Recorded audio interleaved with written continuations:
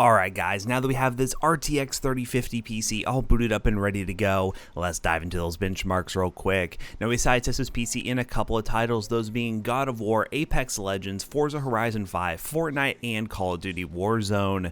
First up, in God of War at 1080p on high settings, we average 60 plus FPS. God of War is a really good PC port from the PlayStation, and getting 60 FPS is really all you really want to get on this game. Anything over that is just kind of extra.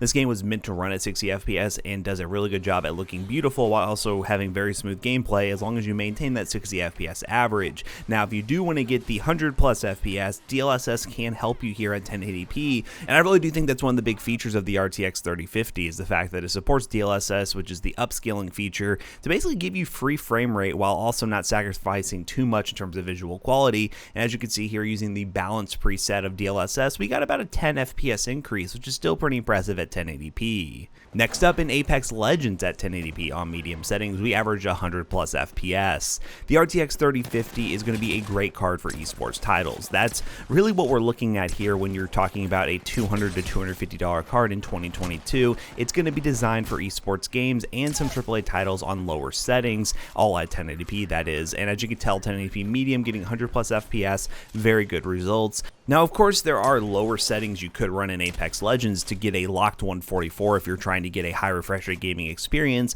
but 1080p medium, in my opinion, gives you the best balance of performance and looks if you're really going for that, but feel free to drop the settings to 1080p low and get a really awesome gaming experience if you're trying to be competitive in Apex Legends.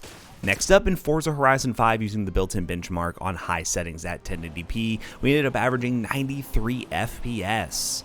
Forza Horizon 5 is a pretty demanding game, and getting over 60 FPS in this game at high settings is a really awesome achievement. I could see this running 1440p medium or 1440p low and getting that 60 FPS average, and that's with a budget card, a $250 card. Now, I know the million-dollar question is, will this card actually be $250? And you know what? We won't know that until this video goes live at the time you're watching it. So let me know in the comments down below what they're going for on eBay, and let me know if you managed to pick one of these things up, or let me know if they've actually stayed in stock on Amazon and Newegg and other retailers, because only time will tell if this RTX 3050 is going to be a good value card or it's just going to be scalped too much to where it's not worth picking up anymore.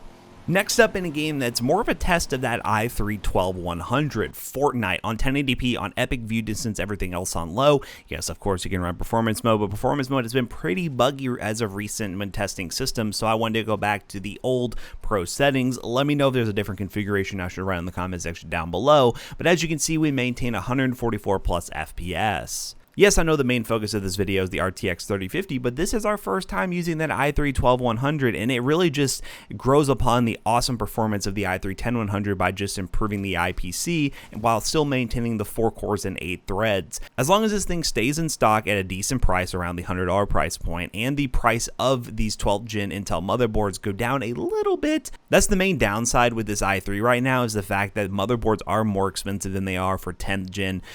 So if you are on a really tight budget, you're probably still better off going with the i3 10100 instead of this. But if you can scrape by a little bit more money to get a better motherboard, some good DDR4 and things like that, you should have no problems whatsoever maxing out most games at 1080p.